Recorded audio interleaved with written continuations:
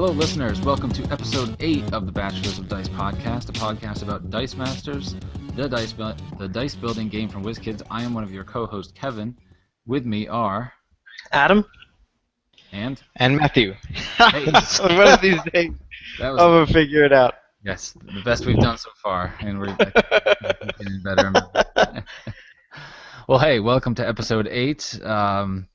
More exciting times are upon us, I believe. Last time we talked about how excited we were for the game, for the game in general. I think that has kind of continued, although I'll admit last week when the spoilers kind of dried up, I got a little kind of bummed out and a little bored. But this past weekend, I played a little bit, finally, after a long hiatus, and that kind of re-energized me, and then there was that news or that rules update and the FAQ update and some other stuff that came out last week that was also very exciting. So yeah, I'd say my excitement levels are back up to their peak levels. How about you guys? I'm super pumped. I want a starter kit. I'm super jealous that Matt has one. I'm the same. I mean, whenever we kind of took a break there, or whenever we were having that week with nothing really new coming out, whenever I get a chance to play, I don't feel, unless I'm playing against one of the other guys that got an uncanny starter, or the other guy's like, yeah, it's cool, I don't like to use those cards, and so I haven't gotten to use them too much. But what really got me pumped, and I'll elaborate more later, was the rules update concerning the used pile, because I'm very happy that they provide some other stuff, and it has moved the game in a direction I would like to see it continue moving. Yeah, agreed. And yeah, actually, one of the things, I mean, we can get into it again later, but since you have played with the Uncanny set a little bit here and there, you haven't found it difficult to go back? Like, you're not uncanny elitist? No, and in fact, when we're doing our versus games, part of it is wanting to show off the new cards and stuff. So I've been the past two between you and Adam, I've taken like all uncanny teams, but every time I build it, I'm like, oh, I really wish that I could take this other one from Avengers versus X-Men, or this one. And I mean, there's actually a lot that play extremely well together, and Yeah. I think that you'd be very well served to get both of them to really exploit some of the powers and abilities. Yeah, agreed. After our last game, which again we can touch on a little bit later, I was immediately noticing some cards from Uncanny or some cards from Avengers versus X-Men that would have really fleshed out your team even and made it even more brutal. Mm-hmm. But yeah, so we'll talk about that in a little bit. We're going to talk about all the news that has come out since our last episode. There were several spoilers actually between our last episode and a bunch of spoiler cards from the Uncanny set. Then obviously Matthew went to the WizKids Open event, which he wrote up a pretty extensive report on our website, and we can touch on that a little bit, although I think he covered most of that already. And then we're gonna all the news, the tournament reports, a couple of the versus games that we've played and have posted to our YouTube page. And then we're actually going to get into the Uncanny X-Men starter set characters and probably do some reviews. We'll see where we are on time, but we'll definitely do maybe at least half the set and then maybe save the other half for the next episode. And then just, the usual podcast info and closing statements. And so, yeah, let's start off with the spoilers that we've been seeing. Our last episode was recorded like right before the last open event, or your open event, Matthew. But right before that, they spoiled. Let's see, who they spoiled: Pyro and Psylocke. And Pyro, from watching the forums on Board Game Geek, really excited a lot of people very quickly. Yeah, I did. I played against someone. Which one did he have? I think I played against someone that had drafted in the uncontrolled his rare, and somebody that had his common, which just deals 1 damage when he's blocked. But yeah, no, he's really effective. He's really easy to use. Yeah, not terribly expensive. I mean, he doesn't have great defensive stats, but you don't really need him to have defensive stats. You kind of want him in the field and attacking. I think all of his abilities, one's when blocked, the others are when he attacks. So Hmm. you basically wanted to get him in, and he's got cheap fielding cost too, 0.11. It's pretty good. Yeah, and one of the things, one of the reasons I was happy that they made the change they did is that it pulls his rare down from like a god tier card to okay, that's not quite as bad. It's still a really great card, but not being able to cycle every single die you have into the used pile is more useful. It will keep him from utterly devastating you every time you try to use him. Right, right. Yeah, so I mean, even though I don't want to jump around, but we probably should just go ahead and talk about this. Last week they did print a well, actually they didn't make it an official rules update. No, I'm sorry. It is an official rules update, but it's not actually in the official rule book as of yet. It was just kind of like a PDF, right, that they printed up Hmm. and made available. Um, Basically, saying that the used pile works a little bit differently than it did before, in that anything that you do on your turn, as far as spending your dice from your reserve pool, now goes to, like, I guess what everybody's calling this transit zone before it goes to the used pile. Before last week, everybody just was paying for whatever they bought, and it would go to used, or paying for global abilities or whatever, and everything would go straight to used. And then, in theory, you could kind of reuse those dice that turn if you had certain abilities from, say, Ghost Rider, Brimstone Biker, or Rally, or any of those dice that affects, yeah, that has effects to the used pile. Now, with everything being kind of in the transit zone area, that's no longer valid.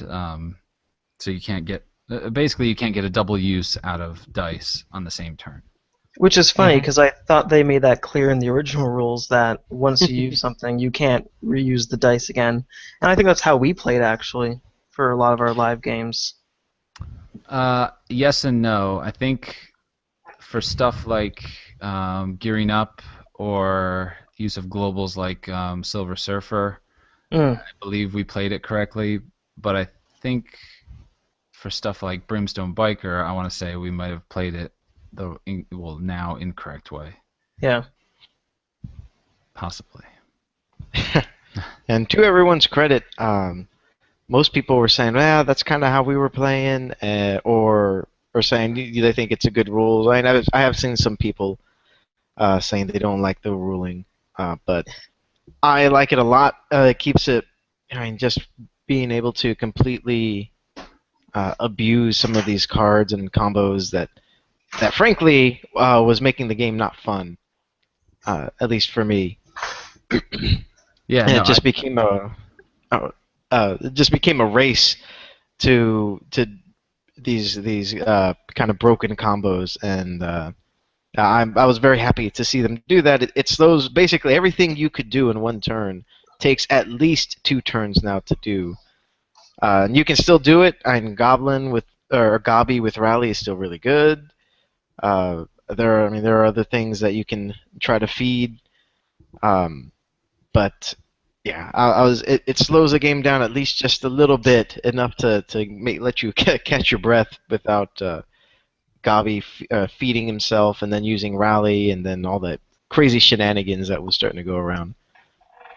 yeah, Rally's definitely still useful, although I have used it a couple times since the new ruling came out, and I have gotten screwed by it by drawing it when I had absolutely nothing in my used pile. Um, so in that sense, it definitely. I wouldn't say it nerfed it, but it definitely made it a little less powerful.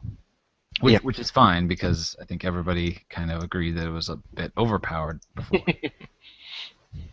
So no, I'm right there with you. I not getting to use the same die for an effect twice in the same turn just I think makes sense and makes the game that much better.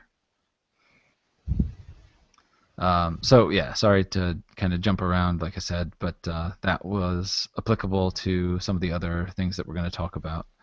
Um, Oops, and I just clicked off the link that I was looking at. All right, so yeah, Pyro is good. He's a villain, obviously, through and through.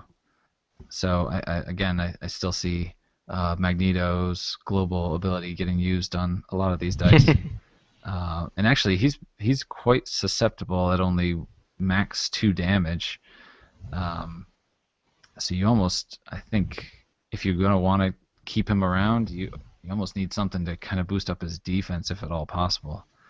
Because I'm thinking like if I'm playing against Pyro and I had uh, Norman Osborn, Green Goblin, uh, that I use a bolt, take out one of my sidekicks, and then I can take out Pyro before he even attacks. Mm-hmm. So he's a little fragile, but you're not going to be able to do that every turn. So maybe you get to do his shenanigans. Then after that, we had Psylocke. Or wait, was Psylocke actually before Pyro? Whoops, sorry, I went out of order there. Psylocke actually came out before Pyro. She comes in 3 varieties, only one of which is an X-Man. Other 2 being unaligned, which I thought was interesting. I can't tell if I like her common or her rare better. That was my trick. They're both really good. I probably like her common a little bit better just because aside from Storm, I don't think there's a whole lot of ways to move someone into the used pile to keep them out of the game for that much longer. Yeah, but it's only a cost of 2 or less. True. So it'll take out a beast, or it'll take out a Serena, it'll take out a sidekick, and then obviously a handful of others. I mean, it's cheap to field her too, which is very nice. She doesn't have great attack. I mean, her stats aren't great either. So, but yeah, her rare being a 2 cost instead of a 4 cost, but then coming with that, you have to pay 2 masks to do it, but you can knock out any one character. Right. And knocking out versus paying 2 masks to knock out versus not paying anything to move something to a use. Yeah, I guess I probably agree. I think her common is probably a little bit more Her versatile. rare is basically turns her into almost a McRook, but with a little bit more. You don't have to. Well, I guess yeah. Because McRook is what 1/1/2, or I forget Punisher's stuff, but it's a difference being that Punisher has some beefier stats. Yeah. And obviously cost 2 more energy to buy. Yeah, that X-Men affiliation too on the common might help tip the balance too if you were trying to run like an all X-Men team or something. And I will say one of the things in the and we'll get to them eventually, but X-Men affiliation is a double-edged sword at this point. If people start running Quicksilver, he does have a card that deals 2 damage to each X-Men character whenever he is fielded or knocked out. Yikes. Yeah, actually, there was a couple cards that mentioned X-Men specifically. Was Emma Frost the other one? I can't remember. Or She is the one. I don't have any of her. Scarlet Witch. Scarlet Witch, yes. Yes, she does. So yeah, that's... And Sentinel's all X-Men. Oh, yeah. Yeah, Oh obviously, man, I guess. that would be awesome to run Sentinel against an X-Fan team and then have the person just be like, "Oh crap." Uh, oh, okay. So yeah, actually, after the weekend, then I think Scarlet Witch was the next card. Oh wait, no, I think it was another one. Sabretooth. Sabretooth. Sorry, I'm just messing up left and right here. But now I can't find the Sabretooth cards for some reason, so that's weird. I want to quickly say that the Pyro artwork I think is horrible. Oh, you don't I like think that? they. No, I hate it. He looks Uh, like a troll, or like one of those trolls that from the '90s that you could oh, like like a play troll with doll. their. Yeah, Gotcha. His I little hate belly it. button jewel. Compared to other artwork, I thought that was actually pretty sharp. I Really? Ugh. I I mean, don't I know. I really, just.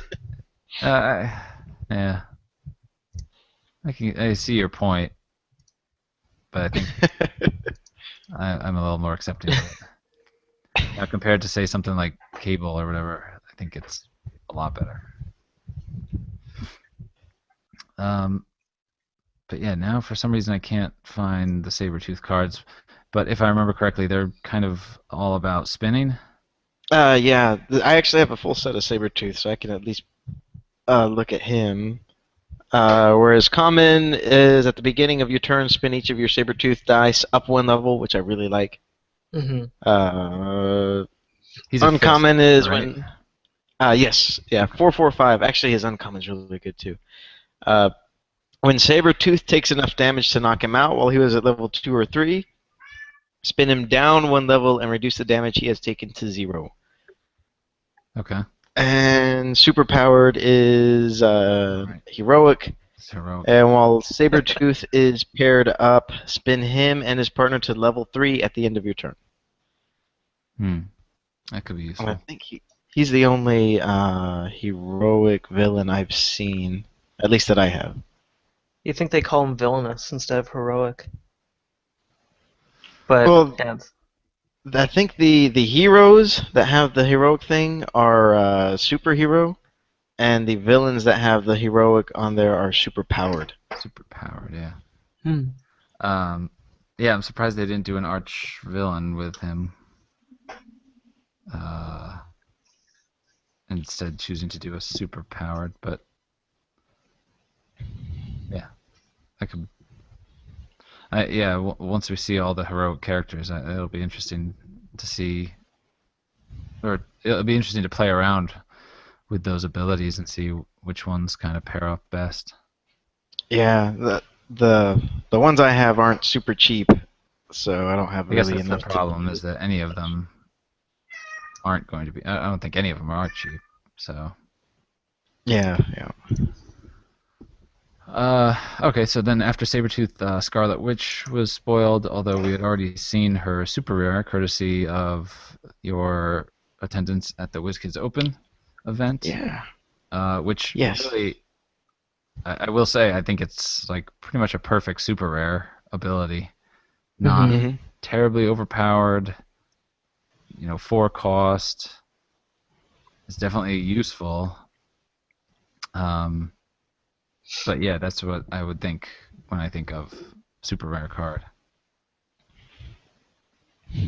Um, or at least I think it's a lot more fair than the ones we saw in the previous set. Put it that way. Yes. The other Although, ones, oh, she's got 3 different affiliations across her cards, which is also kind of neat. yeah. Um, Yeah. And the one where, as you were talking about X-Men, her villain card is dealing 1 damage to each opposing X-Men character. For each other villain you have in the field, which which can be quite a lot. now we know is not her. It means like other, because That's you yeah. have. That seems to be what the ruling is when other refers to a different character, not copies of the same character. Okay. Hmm. Yeah, I wanted to make that clear so that At least that's my reading on it. The terminology that using with the ruling on teamwork. right. let's see. After that, then we had Sentinel. Yeah. Yeah, is not cheap, but not surprising. At 676, all villain affiliation. Common. When Sentinel attacks, you can force one X-Men character to block if able. That's cool, I guess. Mhm. Their arch villain is no villains failure. Knock out all opposing X-Men characters. Jeez. Your opponent takes 1 damage for each character knocked out this way. That's not a surprise that this costs 7. That's that's only max of 2 dice as well, but that's huge. Yeah. Oof. Yeah, that just could be devastating. I want to play with him. Yeah. Oh yeah, that's a good one. And then the robot, the rare card is pretty good too. I mean, because his stats, I mean, 1, 2, 3 for fielding, fine. That's pretty typical for most villains, I think. But yeah, 5, 6, and 8 is not bad. He will definitely lay waste to some things. Let's see. Then after that, actually, the next spoiler came from Marvel.com. They spoiled Professor X's cards, which were the next after Pyro. I think were the next ones that everybody got super excited about. Mhm. Because of his global. Oh yeah, that's right. His common and his rare global ability. Pay 1 mask. Move up to 2 sidekick dice from your used pile to your prep area.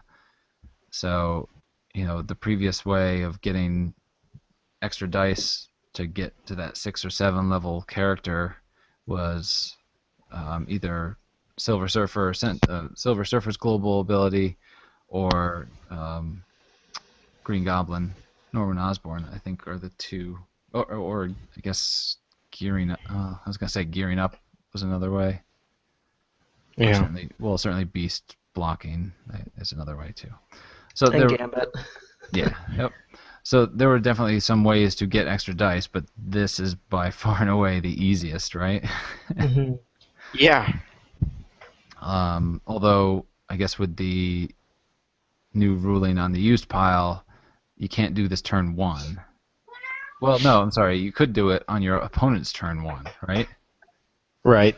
Yeah. Yeah. That they're saying you can still do them, but you won't be able to really do that on your turn. You have to do it kind of your off turn during your global window. Right. Which with Silver Surfer, it says specifically on your turn. This one does Mhm. not have that stipulation, so um, yeah, you still essentially get the same use out of it. You just have to save a mask for your opponent's turn, right? Yep. Yep. As far as his abilities go, I don't know if anybody even paid attention to those. But I think he's the same costs as he was before. 6, 6. I mean, as far as his cards go, I think in the AVX set, he had 1, 5, and the other 2 were 6s, and this is the same. Yeah. Um, Yeah. Mhm. Search your bag for 2 sidekick dice, meh, and roll them. Yeah. So I guess he's kind of like anybody else that does that. Your sidekick is +1/+1. That's kind of surprising. Yeah. There's a lot of ways to buff up sidekicks now. I think that's 4 cards at least. And he's got a heroic ability too, except he's not. Yeah, his heroic ability's not bad. If you have someone else, he's not going to be the one you really want to to To actually attack. constantly be fielding. Yeah, but if you can get a cheap one, like there's a 3 cost angel. If you can get a bunch of those, because it's every time they pair up, so he can stay in the field and he'd just be trying to cycle these guys through every time they pair up. Then they get their ability. But with Ant-Man's global, Yes, you know where I'm as going we with this. know. Yeah, yeah. You could basically force him to attack, or send him out to attack, and then wait to see if he's blocked or not before you decide to use Ant-Man's global. If he is Yeah, with blocked, that man out, yeah, you should really pay attention to the energy that your opponent has in their reserve. if he is blocked, then great. You just gained one life back, and he's probably not going to get KO'd. So you just got him back and got a life for him attacking. Or if he isn't blocked, then you use the Ant-Man global, flip his stats, and you just did 5, 7, or 9 damage potentially. Right. So I could see it being worthwhile, whether or not your opponent kind of keys in on it. Might not work out so great, and you always have to kind of have that fist in the background as a threat. Hmm. Um, but Professor X, I think he's kind of neat. Still surprising that it's not like there's no like X-Men specific stuff. It's all like sidekicks. Yeah, it makes a certain amount of sense thematically with Right. but yeah. He's just busy training new mutants. Yeah. He's like, all right, X-Men, you're on your own. I'm training all these new sidekicks. So yeah, that was Marvel getting in on it on the spoiler action. After that, we had X-23, who I'm going to say straight out, I'm just not terribly excited about X-23, and I might be in the minority. I mean, her Well, common can't block, okay. Uh, so she's going to be attacking, but she's probably going to die. Whoever blocks her is probably going to KO her, unless it's a sidekick. Um, and let's see, her uncommon, choose a bolt or fist character. That character must block her. Okay. that one And then actually, I like that one. Although yeah, it's a way to pull out those real annoying guys. yeah, yeah. That's true too. And then her rare must attack if your opponent has a character of cost 5 or higher fielded. But then she gets +1D when attacking. Uh, Not really sure about that one either. I hate all three of them. Yeah, I don't know. I'll give it a try at some point, probably, and I'm sure there's use for it that I'm just not thinking of, or maybe haven't seen yet with some other cards. Um, but yeah, she doesn't excite me. She's even, I mean, her common, she can't block with her common, but I don't know, a 4 cost character with potential 7 damage. Although I guess there's a Wolverine that costs 4, isn't there? Yeah. Formerly Uh, Weapon 10. yeah, but he does. I think he's a bit. I think he's 1/2/3 fielding cost instead of 1/2/2. Mm-hmm. Yes. Um, yeah, maybe her facing off against Wolverine. See how that goes. Okay, so then after that, I think the very last card that was spoiled was Cerebro, which I think we'd seen one of before from Gen Con, but hadn't seen the rest of them, and now we have. And my goodness, that uncommon looks really powerful. Yeah. In fact, I think I used that against Adam. Yep. I And mean, it at three ruined my entire cost, game. yeah, at 3 cost, you can make an opponent's die from that card a minimum of 2, and it just sits there. And as far as I can tell, the only way to remove it currently is Namor. Yeah, I think that I've seen. Yeah. I mean, maybe there are other cards that'll target like removing a die. Um, but yeah, I think that was the only one I saw, which was It's surprising. interesting how many dice you can have for each card as well, because it's 1, 3, 2. Mm-hmm. Oh yeah, I didn't even notice that. Mm-hmm. And then the other thing too, which I just noticed the other day, was that it's all 2 energy. All the other action Yes. dice have been 1 energy on one face, and then 2, 2, and then obviously the 3 action symbols. So I'm very curious as to why they decided to do that. Because even every single character we've seen is 1, 2, 2, 3 character faces. So why should this Um, be different? and he does have a lower max dice count than either one. Also, is going the Wolverine route of having two or burst and double burst ability, but no burst on the tech. That is also a good point. But yeah, I see the uncommon getting played a lot, and I will wait and see, I guess, about the others. The rare is fantastic. I've used that one before because you don't have to have purchased any of the characters on that card. So if you want to buy that early, then as soon as you buy a high cost character and put it in your bag, your next turn you pull it right out. It's a great idea. Yeah, good point. Huh, nice. I'm surprised it doesn't say that you can only pull an X-Men out, seeing that's a Yeah. mutant hunter. You're right. You can pull a sidekick out. Oh, except there's no sidekick card to put that on, so never mind. Not allowed. Okay, so yeah, that was all the spoilers that we got from Wizkins and Marvel, I think. After that, I guess it was pretty much right after that when WizKids put out the update to the rules for the used pile. At the exact same time, they updated the FAQ, but really just added, I think, like 2 more rules questions, right? Mhm. It wasn't much. It was Yeah, it was about the one of them was. Oh, sorry. teamwork. Sorry, yeah, one of them was teamwork, and the other one was Storm and Imprisoned. Right. And so teamwork has always been a question, although somebody emailed them over the summer and got the response that it works for the same characters.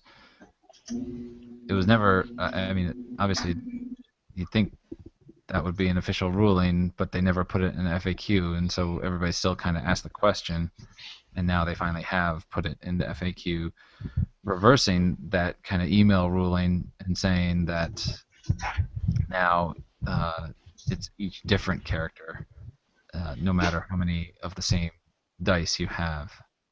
Right. And that email ruling, to be fair, was before they said, "Oh wait, hold on. All Oh, those was it? email rulings are wrong." Yeah. That's yeah. I mean, I couldn't remember the exact timing of it. I know there was obviously that period where a lot of emails went out, and then a lot of emails got retracted. I've gotten one email back after they did that, um, and that was asking about the max dice on the Spider-Man organized play card. Ah, yes, which was another kind of omission. Okay. Uh, and then the other ruling was, or the other FAQ question was on a new card with Imprison, which I guess people must have asked right away, or maybe they just anticipated people asking about right away.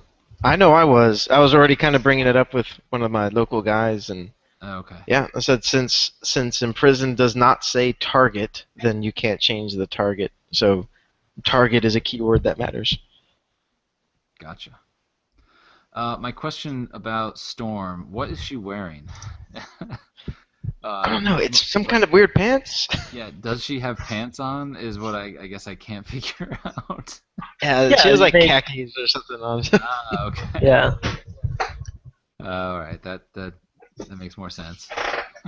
Pulled art from the X-rated Marvel line for that. It really doesn't look right. It's easier to tell in the actual cards. At least they don't Okay. use high-res scans for their FAQ. And then dumb question about imprisoned. Is that Sabretooth or Thor? Hmm. Or who do we think it is? I Let's think it's one of see. those two. I honestly, I thought it was Magneto at first, but that's not right. I'm gonna see if I can use an app on my phone.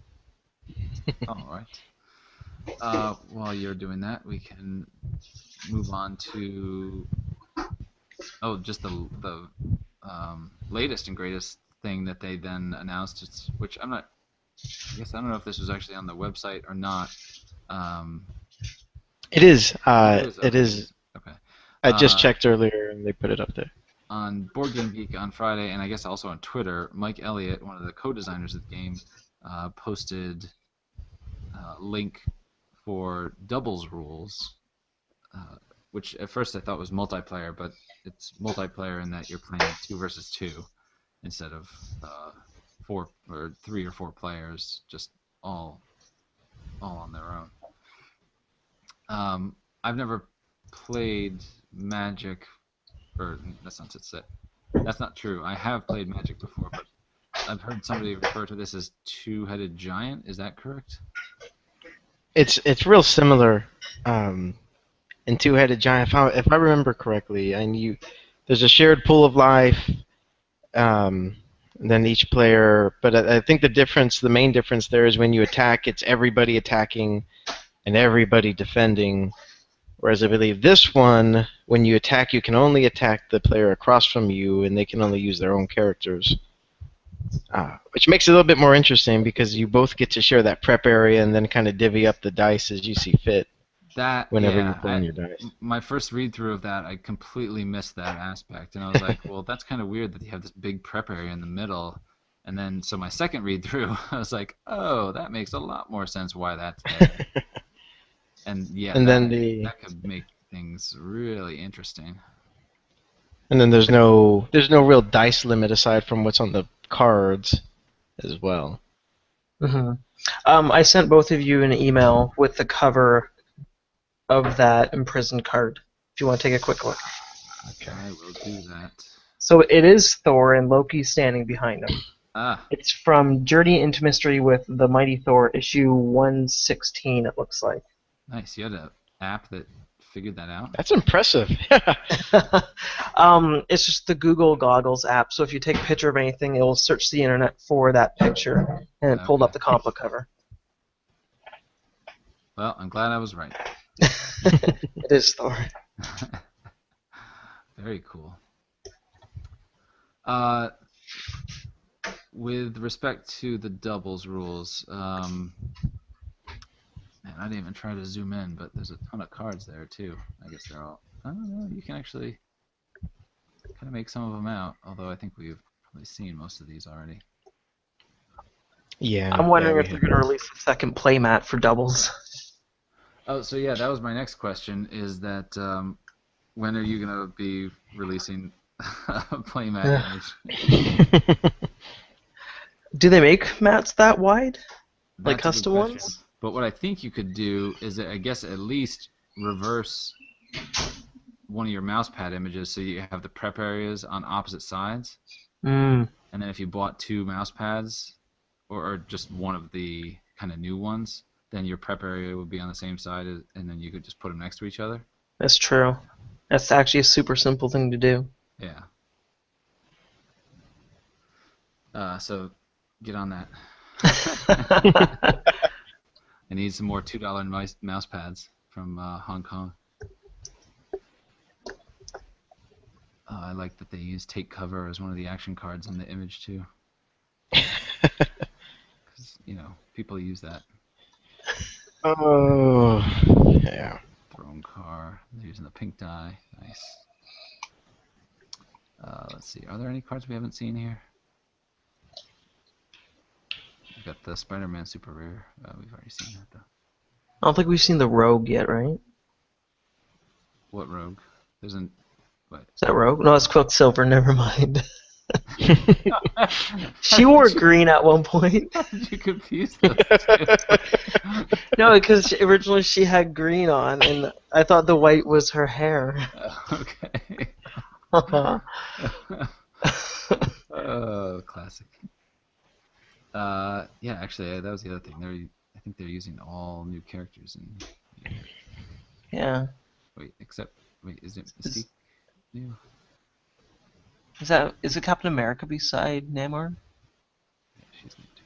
I guess I should zoom in on this. Yes, Yes, yeah, it that's is. probably new. It is. So yeah, doubles. We kind of touched on this right before we started recording, but I think we'd all like to play a game of doubles at some point in the near future. I definitely think it looks interesting. I don't know how well I'm gonna do, so Adam and I should definitely team up and play horribly against somebody against Matthew and somebody. And then And we it could. definitely seems like one of the a for fun thing. I can't see that being kind of a tournament thing 'cause that's going to throw any kind of balance out the window. Yeah. It does seem like it would be pretty fun to play. Yeah, absolutely. I'm not even sure. I mean, you can certainly do a tournament, but really you could just have one person make both teams. Hmm. But since you don't know how you're going to line up against the other team, then how kind of it all plays out is really the fun part. And then intermixing dice. That'd be awesome. So yeah, thanks a lot to Mike Elliott for producing that. I look forward to trying Mhm. it out, and we'll certainly. If anybody listening to this is interested in a four-player game on Google on Air, then please shoot us an email, bachelorsofdice@gmail.com, and maybe we can put something together. Um, Likewise to you guys, if you guys know anybody that would be interested in playing, probably obviously online. I think we could put it together without too much difficulty. I mean, it might be a little bit cumbersome, but I think it would be fun to try. Or maybe we try one and then see if it's valid, and then record after that. Give Adam and I a practice round together. And then the only other bit of news that I'll touch on, which we don't really have to get into too much, was that there was a review posted on IO9. I don't know if you guys read that or not, Yeah, I did. Uh, but I read yeah, I IO9. went through some of it or most of it. Yeah, I read IO9 every once in a while, just if there's any headlines. I know they do a lot of spoilers, but I try not to read those too much. But if they do have some interesting articles otherwise and general geek stuff. So when I saw the Dice Master stuff, I was like, oh, super excited, and actually posted it to our Facebook page and said like, hey, look, we've made it to the big time. And then I read it and was like, oh, and so I changed what I wrote. I edited what I wrote originally and said, oh, looks like these guys don't really care for this game too much, unfortunately. But it's not. I don't really know much about the author, so I don't know how much gaming he's into or anything along those lines. Um, I can understand his point of view, though. I'm not gonna try and argue with the guy's opinion, certainly. No, yeah, and I can too. I mean, it's not not every game has to appeal to everyone. I mean, he has valid points. I think a lot of the things that he didn't care for in the game were designed that way purposely. Uh, for example, trying to thin out your bag and do that, you have to be. I think it's purposely created to be more. You have to be more clever about ways you do that and how you use your sidekicks and all of that. But no, it sounds like he was wanting it to be a different type of game, which is certainly fair enough. I mean, I said it isn't a game that's going to appeal to everyone. Mhm. Yeah, and when I posted it, I mentioned that one of his gripes, I guess, against it was that it just doesn't have the superhero kind of battle royale feel to it. Um, I can kind of understand it, but I also didn't really know of too many games that did. Somebody actually mentioned the Versus system, which I understand Upper Deck is now reprinting, but I never played it. I don't know if you guys did when it was out. No. No, no Okay, familiarity with it, all right. other than people. every time someone mentions anything even near it, people go nuts on BGG. uh, so yeah, now that that's kind of on our radar, I'll definitely be interested in trying it once it comes out. Although it sounds like it might not come out for a while, so maybe I'll try and pick up like a starter. I saw there were some really cheap starter decks from back in the day on like eBay, so maybe I'll pick up one of those and play around with it and see if it's see how much I like it. I just did that at my local store. They had Fantastic Four starter decks for $5, so Nice. I grabbed one. Okay. Cool. And then I grabbed a Spider-Man versus Doc Ock from another store for 7. Hey, all right. I have no idea how to play. All right. Well, when you do learn and give it a try, let us know what your thoughts are. Hmm. Uh, all right. So that was it for news, I think. Right? Spoilers and everything. Yep. Mhm. So we can get into. We'll kind of go back to the WizKids Open event that Matthew was able to attend. In general, like, how did you like it? Did you like it? Would you go back if they had another one? Uh, I absolutely would. Uh, I broke down a little bit more of the experiences on our site, on the WordPress site, so people can certainly go to there. I think it was about a page long of everything that went, but and the store is fantastic. It's Dragon's Lair in Austin. One of the stores that I play at locally is another Dragon's Lair, Oh, okay. and it was a really large store. I didn't expect it to be that big, and they had the Dice Master stuff in the afternoon, or the official open stuff in the afternoon, and the HeroClix stuff in the morning, and that brings in a lot of people. Uh, I don't know how they are, or how WizKids handled tournament stuff before, but when we went there, everyone had to line up, and if you pre-registered and prepaid, it went much easier. I know I did both.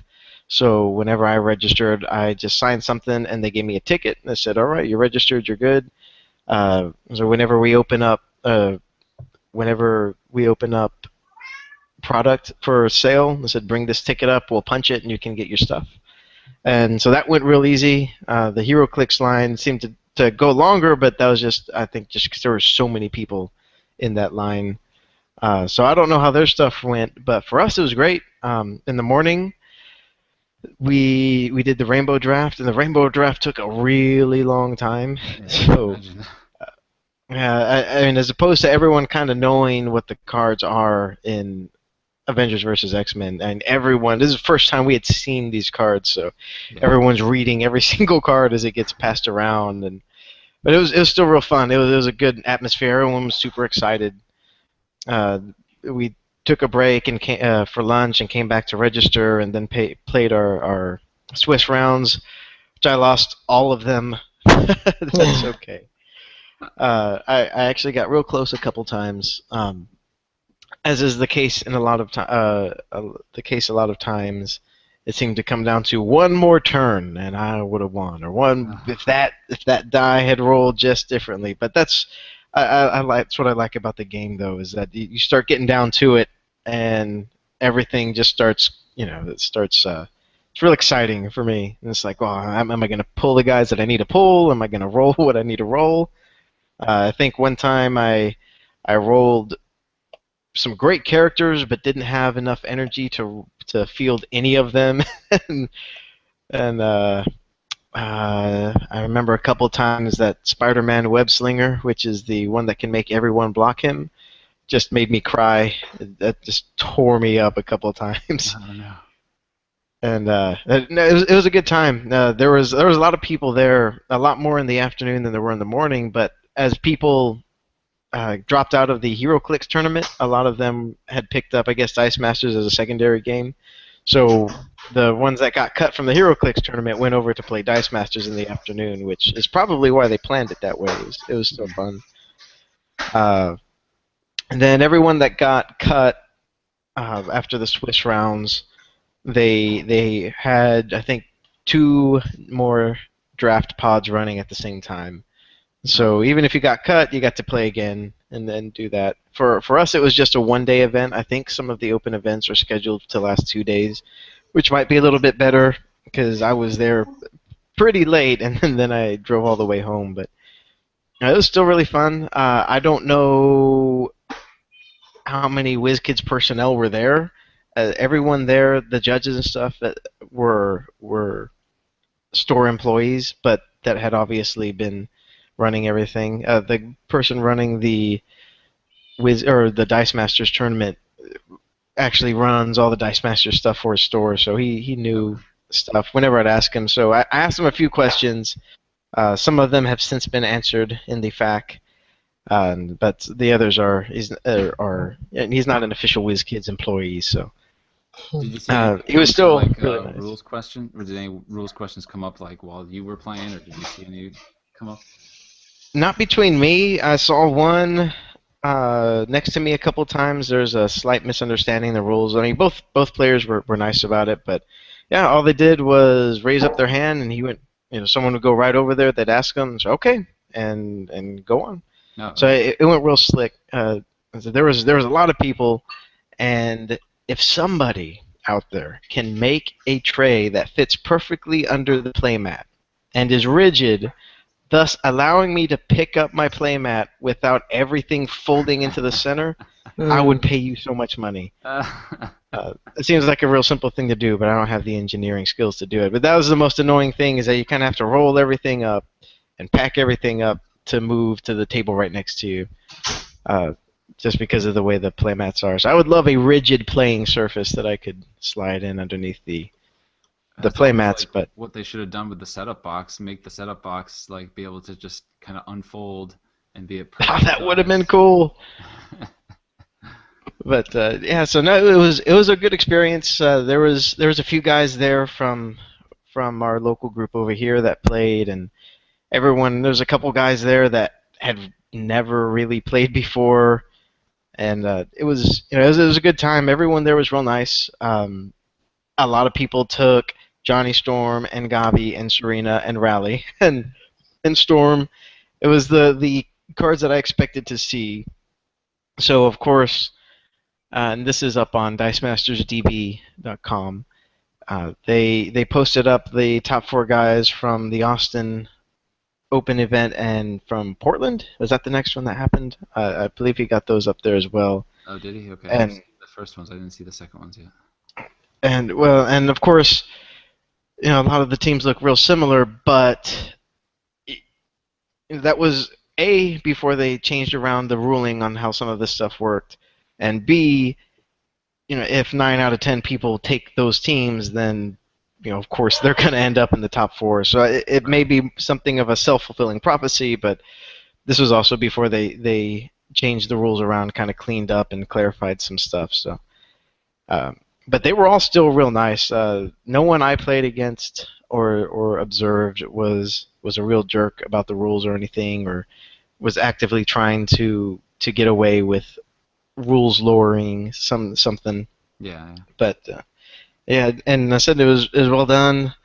I don't know. I said I don't know if there were any or how many WizKids employees there were or what have you. I just know that most of the guys I saw were store employees and were of course instructed by WizKids. So yeah, and it was well done. There was a lot of people. I don't know how the HeroClix tournament was run, but for us, we had a good time. It was a much smaller group, but it was still. I think we were just a hair over 30 people whenever we played the Open. Yeah, what I was fascinated by the top 4 teams was like just the slight variations. There was right. There was 3 of a character, and then 1 would be missing from somebody's team, and then like it would kind of cycle around who was missing this one character. Right. That said, they all had Gabi. Mm-hmm. I wouldn't be surprised if they all had distraction, although 2 of the guys' action dice you couldn't see. He didn't have the records for. Yeah, I just like completely gaffed on getting everything. I was so focused on the characters, and I was like, okay, I'm gonna take off now, and then completely forgot about that. Yeah, assume that they were distraction and rally because that was pretty much all I saw. And But then, yeah, one guy would be missing Silver Surfer. One guy would be missing Phoenix. One guy was missing Storm Wind Rider. hmm There was only one Loki. There was only one Magneto, which I was surprised at. Uh, so yeah, just like the slight. There's only one Serena. So just like the slight variations in these teams. So it was yeah, what I found and fascinating. one of them that I had talked to, because he took Phoenix and Mister Fantastic. I was like, oh, why'd you take both? He's like, oh, I was like, you take both for whichever energy popped up that you could use. He's like, yep, for the globals. Yeah. Both force attack globals, one's bolt and one's mask. Yep. It's like, oh, okay, I guess that makes sense. But yeah, I mean, it was. I said it was what you expect. It was a race to get those guys out there as quick as possible and then burn you down. So I tried to build a team that addressed that and failed. But I had a good time trying it. It almost worked, and then I had gone up against somebody that had a Loki Gem Keeper, and one of those. If I had pulled my next pull had Doctor Doom, and if I had pulled that one out, he actually would have had a clear field, and I would have been able to wallop him pretty good, but I couldn't get it out in time. Oh, Hmm. Well, yeah, I that would hope they suck come to when Canada next time when the for diamond an is sitting open. at the bottom of your bag. Yeah, I'll be interested if they do more open events, if they stick with those, or if they kind of rotate around, or how they're going Yeah, to I do don't know. future I, events. I know that the Dragons there is real good in general about trying to reach out to companies and provide venues for organized play stuff. I know the local one. There's a lot of Fantasy Flight regional tournaments and stuff like that. So Yeah, no, I mean honestly, like a place like Austin, you said Austin, right? hmm It's pretty central to Texas, so it makes yeah, it makes sense sense. for to be able to reach so many different population areas within a couple hours. Um, I guess maybe my biggest question is how they only decided to have seven of these events.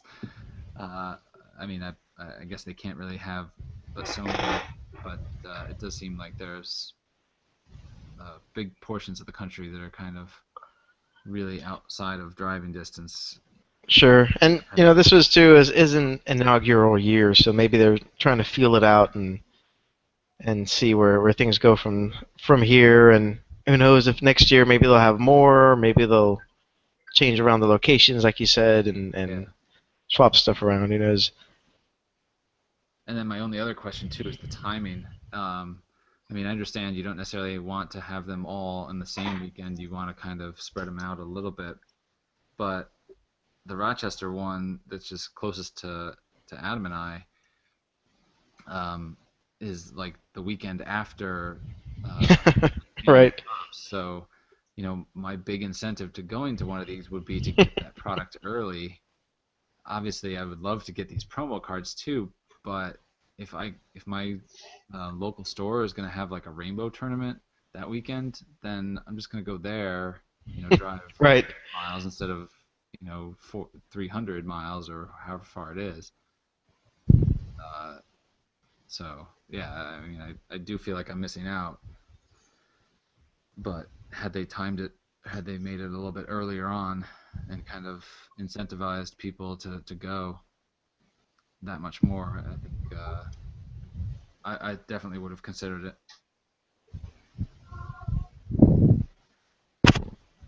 Uh, okay. After that, we got a live game where you two played, and Hmm. Matthew, you built an uncanny team. hmm I did. I don't recall the team, but I do recall you did have Cerebro. Yeah, I don't remember everyone it took either, but I remember Cerebro and Quicksilver both causing problems. And I also recall Adam having pretty much an all X-Men team. Yeah, I brought Or, I mean all X-Men. AVX, but all X-Men from the AVX set. It Hmm. really made me wish that I had rolled the dice on taking the Quicksilver that deals damage to X-Men, but I couldn't take it back. Yeah, that's the other thing which I'll touch on with this new set. I mean, you still only have 8 slots, and there's going to be so many different things that your opponents can be bringing to the table that Hmm. yeah, it's going to be tough to field your team, but also try to provide some sort of counter too. Right. Yes, So that's. yeah, I mean, I watched the game live actually because I think I was making comments throughout it. Hmm. Mhm. And if I recall correctly, you got 2 games in, and Matthew won both of them. Although the second time, I'm pretty sure Adam could have won had If I wasn't Yeah. dumb. had he Yeah, I think he could have too. had he let an attack through. He basically would have cleared the board of defenders, and then he could have wailed. And Colossus didn't help him either, rolling all those fists. I was happy to see it happen, but I don't think he was. Yeah, if there's one thing you can count on with Adam playing Dice Masters is that Punisher's going to be level 1 and Colossus is going to be fists. Every single time. Well, I did get Colossus out once, which was Oh. amazing. That was And he did his job. That's for sure. yeah. Yeah, it was the one that deals 2 for every level 2 character or greater, Yes. right? Okay. Hmm. Yeah, obviously I think we all agree that he's the best of the 3 varieties. Oh But yeah. just wanted to make sure. Um, so yeah, that was those were some good games, and yeah, you used Quicksilver a lot, right? And I who did. I think I bought at least 2 of them. I don't know if I bought the third. and which And variety was it? whenever he is blocked, he deals 1 damage to each opposing character, and it's damage that resolves before anything else. Um, Right. uh, where is it? There it is. I think it is Pietro Maximoff. Um, no, I'm sorry. Former villain. When he's blocked, he deals 1 damage to each opposing character, and it resolves like a when blocking ability would before combat damage is assigned. Uh, and yeah, I kept trying to cycle him through because he's not expensive to field, so I was able to continuously get him out there, and he has some nice little stats if you that entice you to block. So if he's knocked out, then he's going to come back, and that was one of the other things I kept getting lucky because I kept rolling Quicksilver faces. So whenever he would get knocked out, then he was back there the next turn. And who was the other one you used? Was it Cyclops that you were using it too? Oh yeah, that's what really hurt because it was whenever a bolt character deals damage, he deals 1 extra damage, and Yes. so yeah, Quicksilver was just wailing on everybody with that one. That's right. Because he was knocking out beasts left and right, so you really couldn't get so And much yeah, harm. then once I got Cerebro on Beast, and I think I put another one on Storm, but the one on Beast was the one that hurt because I got that on there, and then Quicksilver knocked everybody out, and then Adam had some trouble trying to have enough energy to field any characters that came up next turn. Hmm. I still really enjoyed it though. Yeah. Yeah, it was fun. It was exciting. Yeah, it was neat to watch too. I mean, yeah, I mean you want to see like obviously everybody wanted to see the new characters kind of in action and see how they're going to stack up. So that was cool. I mean, I guess the problem in any game though is that you're only going to probably play about 3 or 4 characters unless it's like a almost 2 hour game like Adam and I like to play. Which is, speaking to your what you were talking about before about not knowing what your opponent is bringing, that especially now, I think it's real important to have a flexible team. Yeah. And it's like, okay, well, I have these 3 guys that can respond to this, or I can kind of switch around and start moving to these guys, or having different answers to different possibilities is certainly a skill in team building that is going to become more important here whenever Uncanny releases officially. I have a bad feeling my stats in this game are about to go way down. The limited card pool could only help my abilities in deck. But then, okay, so yeah, you guys played. That was like last week, I think, sometime. and then, or maybe it was the week before. Matthew and I played the other night, which I think we just posted to YouTube either today being Monday or the day before yesterday, right? Um, so I mean, I'll put that on Facebook anyway, but I'm pretty sure it's up there already. Again, Matthew played an all Uncanny team. I played an all AVX team. I had tweaked around a team that I had brought to a tournament earlier in the day, which failed miserably in that tournament. And then I decided to tweak it a little bit and hopefully do a little bit better. And I made it respectable, but I still lost. Yeah. And I think the only reason I made it respectable was because you just weren't paying attention. No, the yeah. Well, how much energy did you have? Because you had enough energy to flip both of the Professor X's, and then I think you increased both their damage, right? I had I think all four energy that I rolled that turn. I just left it. I think I had 5 dice that turn. One of them was a Black Widow that fielded for free. The other two were fists and bolts, or the other four, I should say, or 2 fists and 2 bolts. And then, yeah, I attacked with those three. Oh wait, no, I had an action die too, because I enraged Black Widow. Oh, Um, right, right. and so, let me see. Yeah, I attacked with both Professor X's and Black Widow, and you were like, "Why are you attacking with Professor X? I'm just gonna let him through." And then I used Ant-Man's Global to flip his stats and did 14, and then I added 2 bolts to give him +1/+1. So I did Although 16 damage in one shot, which was pretty awesome. if I hadn't let them through, I don't think I would have been able to do enough damage that next turn to be able to completely knock you out. I don't remember. No, I remember, well, it would have been close. I think you had 5 attackers, and I only had 2 blockers. and I rolled at least one sidekick on that last roll to actually bump it up. Yeah, so if I But, had had the 2 Professor X's, I would have had, obviously those 2 extra blockers. right. Um, And that was one of those where I was initially my plan wasn't even to really use those guys, not like I did those being Falcon and Angel, but I could not get the energy to get my. I know I had X-23 and Red Hulk, and I right. just could not get the energy to buy those guys. So once I started seeing you get a bunch of guys out there, you got your beasts out there, and you got Professor X, which really just uh, my plan was to get Vision, have him block and spin up, and then attack, and be able to flip his attack and defense, and then Professor X kind of put a kibosh on that. So Mhm. uh, Yeah, I was using the at that Professor point, X that prevents your opponent from using globals. yeah, Mm. what you got early, that was well done. Yeah, that was kind of a plan of mine.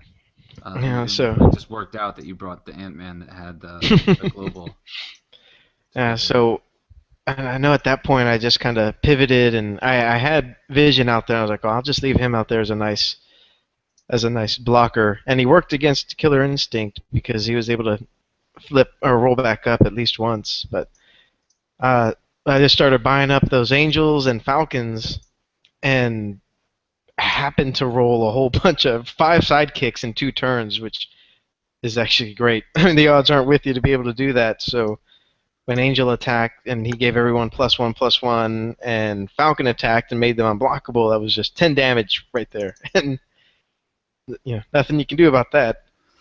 Yeah, that's what I took away. I mean, obviously, it took me too long to realize that was happening. But that was the big takeaway from that game for me was that the sidekick +1/+1 guys are going to be legit. hmm I mean, if they're not already, I mean, I think in some formats they are currently. Like in my last Rainbow draft, I played Goblin Lord and did pretty well. I did Um, too.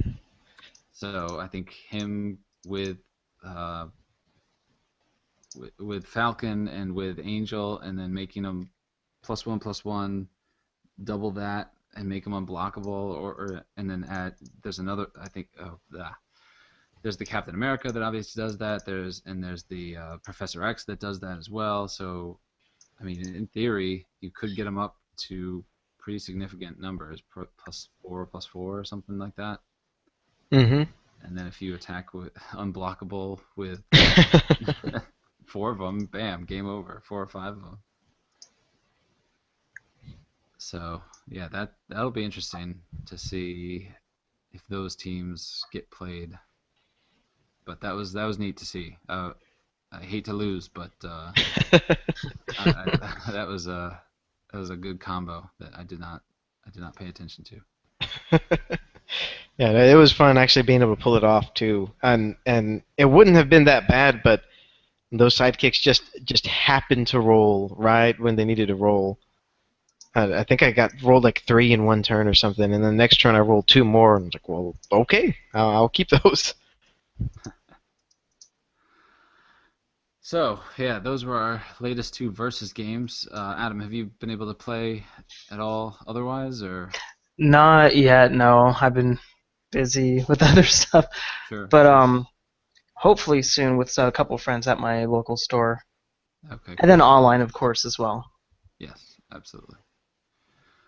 Uh, yeah, I've got a cube draft coming up next weekend, I think, which I kind of emailed the organizers about and mentioned instead of doing rainbow, since we're all pretty well stocked on AVX stuff at this point. Not that I'm against giving the store some money, but could somebody set up a cube draft instead and actually include the starter box characters? So I think he found a video on Board Game Geek about setting that up and kind of ran it through. So we're gonna try that out next weekend, which I'm excited about. Okay, so now I guess we might as well go ahead and talk about the starter characters from Uncanny X-Men set.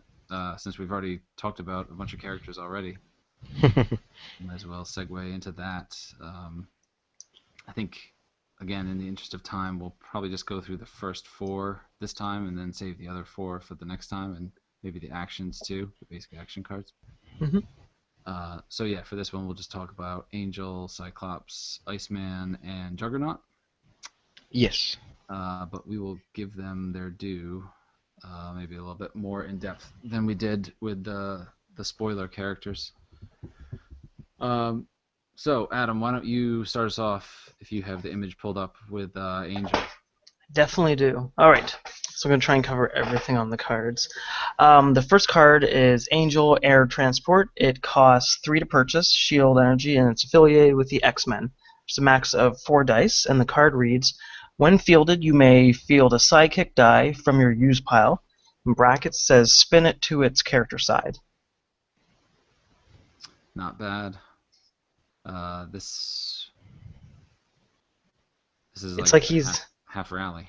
yeah, it's like he's transporting a sidekick through the air to your field.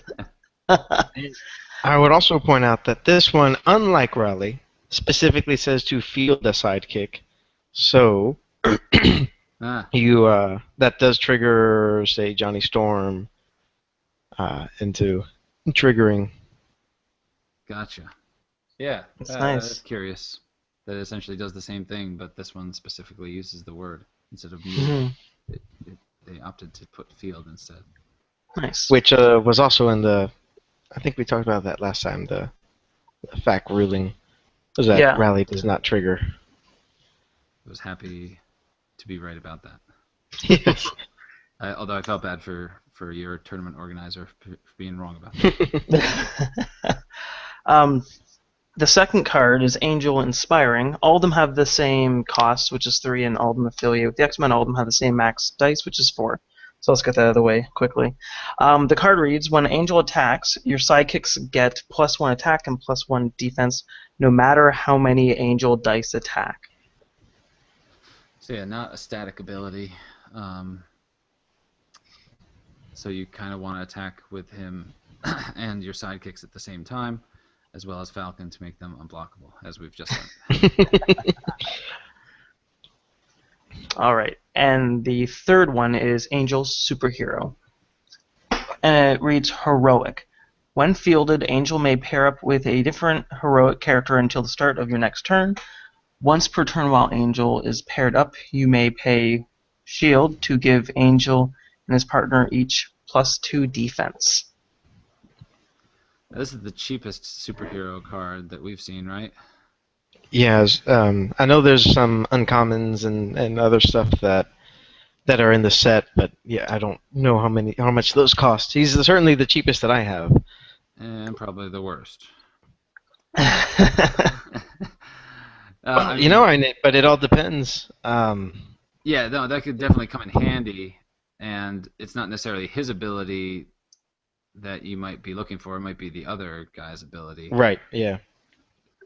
So, Like he's the one that I might try to cycle through.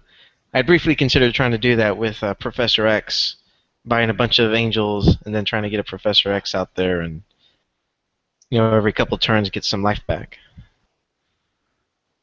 yeah, and him with either Cyclops or Wolverine, who both are kind of vulnerable to attacks. Mm-hmm. Yeah, being able to having that option to bump up their defense. Um, when do you trigger that ability? It says once per turn while Angel is paired up. Is it kind of like almost like a global that you can just activate whenever? Yeah. It would be like anything else that you could play in any of the ability windows. Okay. Oh, and for anybody listening that doesn't follow the Facebook page or some of the other stuff coming up, different heroic character means a completely different heroic character. Just like other means a different character. Angel cannot pair up with himself. That has to be somebody else that has the heroic keyword. Got it. All right. Matthew, why don't you talk about Cyclops? Sure. His cards are 665. Dice stats are the same. Max 4. Also, quick note: none of the cards I've seen, including the uncommons for the starter set characters, have higher than 4 max dice. I don't know if that will change as I see more cards. Okay. Um, and you have when fielded, Cyclops deals 3 damage to an opposing character, and your opponent may pay 3 life to prevent this. Remember that one being spoiled and not being super psyched about it. Yeah, the 6 cost. It's yeah expensive. And then we have Overlook. When fielded, Cyclops deals 1 damage to your opponent and each opposing character, which is certainly fun. And then his superhero, which is another heroic card. And then while Cyclops is paired up, he and his partner each deal 1 damage to the opponent when assigned to attack. Hmm. So some extra little burn abilities there. Yeah, that's not bad. Because you assign him and Angel to attack, and then you pull them both back, and you just did 2 damage. Mm-hmm.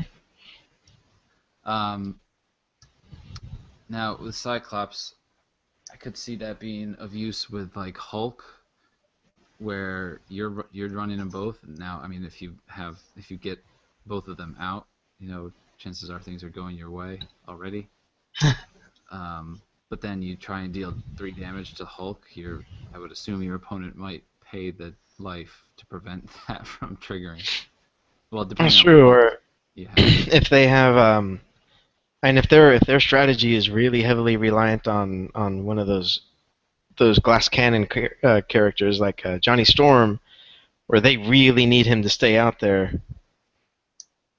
they might be willing to.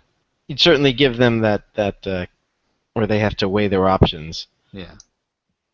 But again, yeah, 6 cost is it's a little Yeah, pricey. it's tough. Still, yeah, I like his superhero. That is neat. And only 5, so that's good. All right, I will talk about Iceman because one of them is completely blank. He is a blast character with the bolt symbol, all X-Men affiliated. His costs are 4, 5, 5. His first one is Cryokinetic. It is completely blank, max 4. His fielding cost the same as Cyclops across the board, 1/1/1. Although he's more defensive, whereas Cyclops is more offensive. In fact, is he like completely inverse? Oh, he's almost complete. He's almost the exact inverse of Cyclops, except for one stat. Um, but his attack's 2/3/4. His defense 4/6/6. It looks like. His next card is Robert Louis Drake, and that actually has ability. You may pay a bolt to give Iceman +1/+1. So that would be for all dice, correct?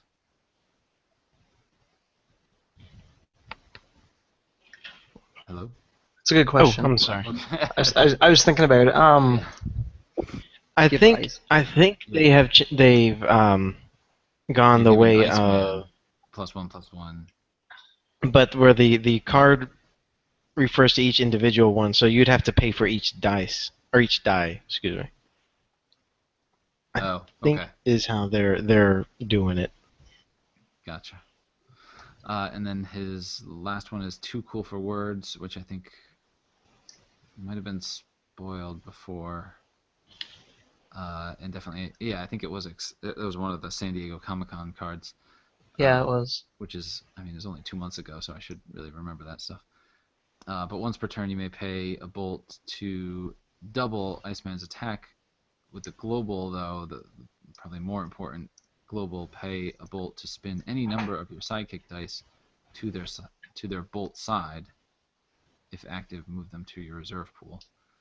So then you pull a bunch of bolts back to your reserve pool, and then you pull a bunch of sidekicks back as bolts, and then you can use them for insane shenanigans.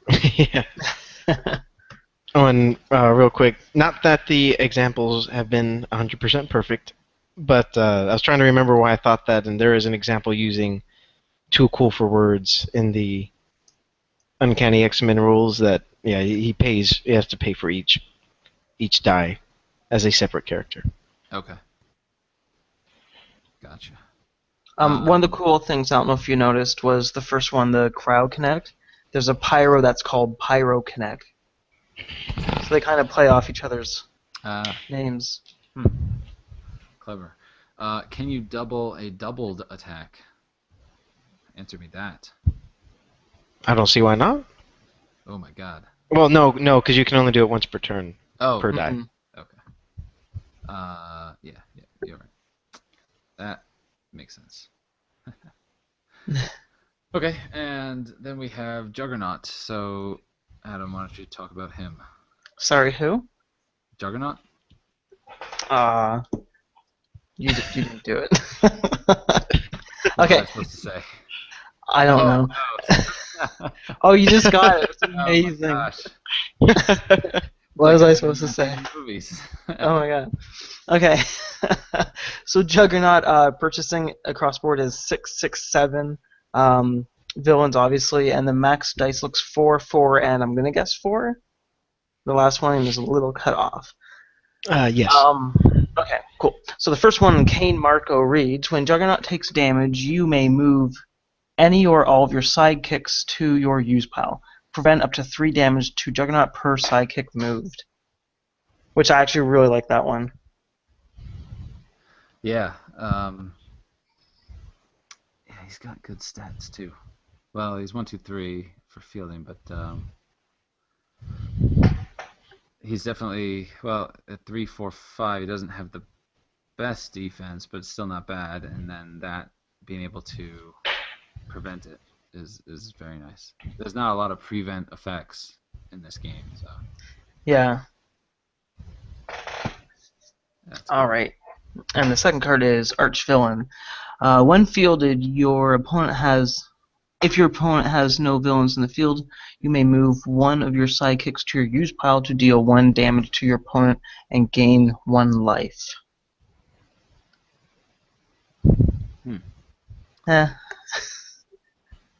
It's a little bit tougher to pull off if you can't, since it's a wind fielded ability, but it is nice. Yeah, that's true. When fielded, you're not going to be fielding this guy, but so often. Hmm. This probably is going to be my least favorite. Yeah, and then Unstoppable. Once per turn, you may move one of your sidekicks to your use pile to give Juggernaut +4 attack, +4 defense. I like that one, Yeah. but the 7 cost is a little scary. But yeah, that's really nice. And he would pair up well with the angel that fields a sidekick from your used pile, who is also a shield.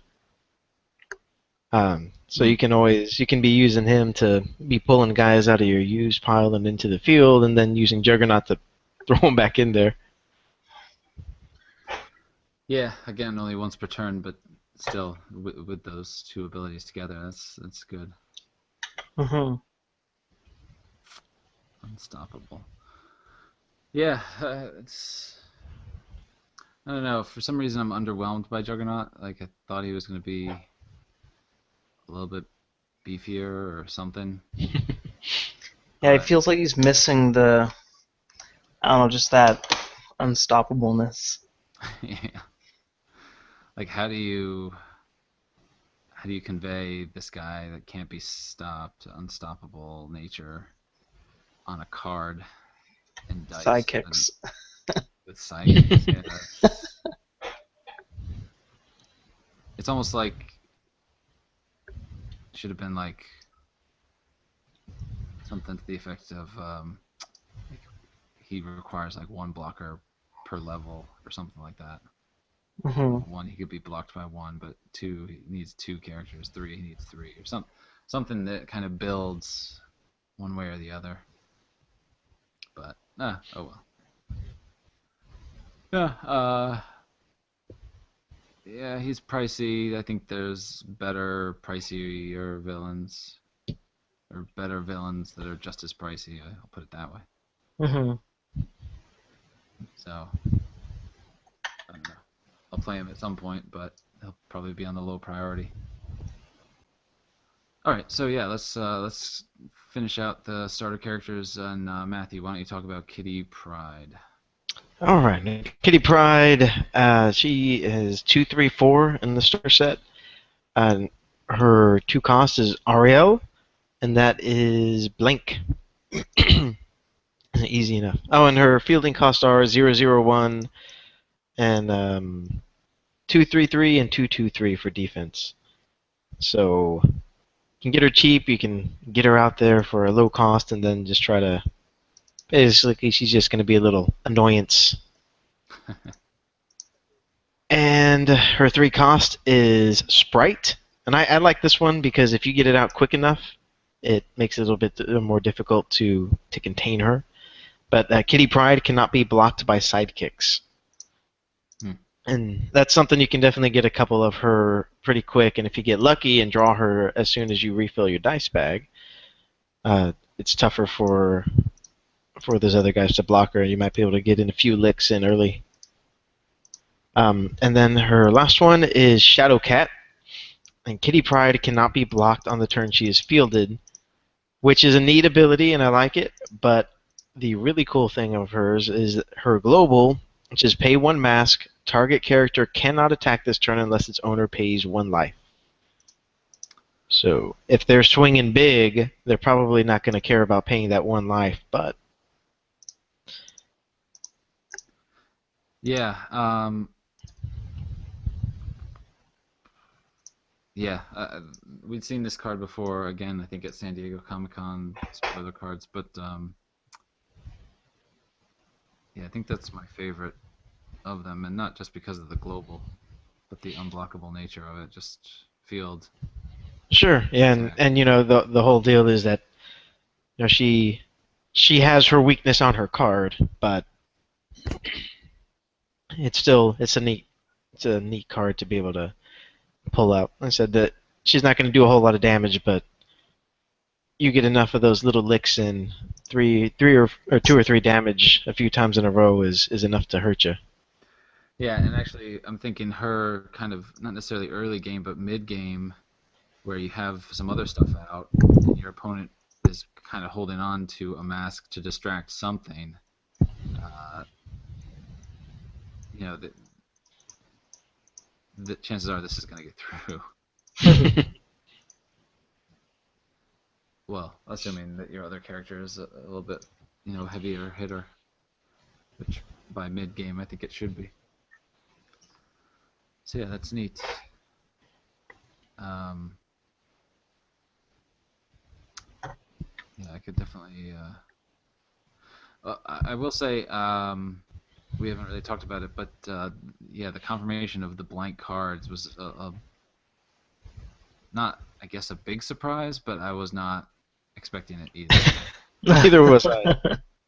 I think the cards we had seen from Gen Con that were blank, I was under the assumption that they were like pre-production or something, Mhm. and now to Yeah, I was reveal too. Yeah. that they are not was a little bit of a letdown. So, oh well. Okay, I'll talk about Magneto then. He is still all villain affiliation. Um, he comes in a 656 mask cost. Um, one of his cards is field control. When fielded, you may pay 2 masks to move a character from the field or reserve pool to its owner's prep area, which is pretty good. I mean, he's not a cheap fielding cost though, so you're gonna kind of need some other energy that turn to do it, or some other means of getting energy. Which one of those might be more situational? Because I know sometimes if I see I don't quite have the energy to be able to field and buy, and I'm always going to have some left over, so you might be able to field and move one of your dice to the prep area for next turn. Yeah. Um, I think I like this next one better though. The will to live Yeah, is only definitely. 5 costs. If Magneto leaves the field, he goes to your prep area and sits with a douchebag. So that's pretty awesome. He is going to be sticking around for a while. It's Thank you, nice my being favorite. able to attack and not have to go to the use if they let you buy. Mm-hmm. Yeah. Somebody already brought up the question though about which I think you answered on Board Game Geek, Matthew, about how he interacts with like a storm or something that re-rolls him into energy, or I guess the other Magneto global ability too. Right. Well, yeah. From my reading of the rules, and I can be wrong. Because Storm re-rolls villain characters, and if she re-rolls Magneto, then he turns into energy. And at that point, he's no longer Magneto, he's an energy die. And with the rules say that at that point, if that die that's re-rolled can't be in the position it's in, it gets moved to, I believe it's the reserve pool. So it's like Magneto isn't leaving the field, he's being re-rolled, and once he comes up energy, then that energy is not allowed to be in the field, and that energy is moved into the reserve. Which I agree with that interpretation, and I also just realized that I think all of Storm's cards tell you exactly what to do with the re-rolled character, whereas Magneto's global just says you may pay a mask to re-roll a villain die, and doesn't tell Hmm. you what to do with it. Um, So yeah, no, I agree with your interpretation. I guess we'll have to wait for some sort of official confirmation, but yeah, I believe in this instance, if he's re-rolled as energy, then he just can't exist there. It's not that he's leaving Right. the field. And then his arch villain card is last. Wait a second. Oh, okay. I was gonna say, wait a second. Isn't there a Hellfire Club one? But that's the uncommon. This is just the starter set. Arch villain. If your opponent has no villains in the field, Magneto gains +3, +3, +3 attack, +3 defense. Um, so I like that one too, but it is a 6 cost as opposed to the 5 for Will to Live. So that's kind of. I think I like the Will to Live better. I really like Will to Live. I'll say one of the ones I really like, and I know we're doing starter set. but Magneto's Hellfire Club. Yeah. Very quickly, his text is while Magneto is active, if your opponent has no villains in the field, he takes 2 damage each time he draws 1 or more dice from his bag, which is really fun. He has 7 costs, though. No. Yeah, not bad. Yeah, that is. Yeah, that can be kind of a pain, especially for late game when chances are you're whittling down to like low energy levels. Mm-hmm. Ugh, that could be like, oh, so I'm going to die on my next turn because I have to draw dice. All right, Adam, why don't you talk about Quicksilver? Quicksilver. All 3 of his cards are affiliated with the X-Men, which I still think is weird. And his max dice is 4, and his purchasing cost is 3, 4, 4. And his dice are for fielding 0, 1, 1. Attack is 3, 3, 4. Defense is 1, 2, 3. First card, Pietro Maximoff. Did I say it right? Sounds good to me. Yeah. Excellent. When fielded, Quicksilver deals 1 damage to 1 opposing character. Meh. Yeah. I was going to say, the third one is much better. But the second card, Former Villain. When Quicksilver is blocked, he deals 1 damage to each opposing character. In brackets it says, this extra damage resolves before normal combat damage is assigned. I actually really like this one. Yeah. Yes, as do I. Because that's basically taking the next card, but doing it with everybody. With that said, the last card is Quicksilver. Thanks to Isotope E, when fielded, Quicksilver deals 1 damage to each opposing sidekick. So I guess my question is, why would you go with that one over Former Villain? Former Villain's win blocked ability. Yeah. Oh, I didn't see that. Okay, my bad. And I just read it too. I think I like the Former Villain better. I do too. Like I said, that was, and granted, they can always just let him through, but you don't always want to let 3 damage through at least. Yeah. Yeah, I could see Quicksilver being used as like the counter for something. I'm sorry, the thanks to Isotope E one being used as the counter uh, to like a Gavi or whatever. Mm-hmm. And that's more of a field clearer than Former Villain is too, because if you're attacking with everyone, even if he's blocked, anybody else that's blocked still isn't going to get through that turn. And chances are he's gonna get blocked, and or if he is blocked, he'll probably get KO'd. Knocked out, yeah. But Yeah. then he should cycle back pretty quickly. And I think his relation, right? Or no? Did I make that up? It is, yeah. The villain is. No, you're correct. And whenever he's fielded or knocked out, you deal 2 damage to each X-Men character, including your own. Ooh. Interesting. So there you go. There's your villain. I knew there was a villain Quicksilver in there somewhere.